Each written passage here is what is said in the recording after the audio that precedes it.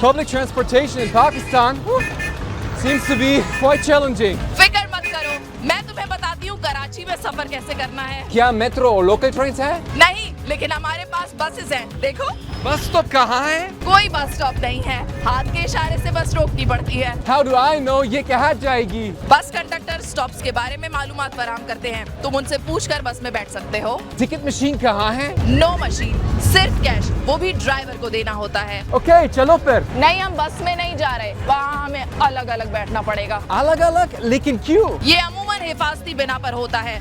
खवातीन को अक्सर बसों में हैरेसमेंट का सामना रहता है। Oh no, and do tourists need to follow this rule too? हाँ, स्ट्रिक्टली। तो हमारा क्या होगा? चिकची रक्षा के बारे में क्या ख्याल है? ये बस से बेहतर भी है और महफूज भी। रिक्शा? क्यों नहीं?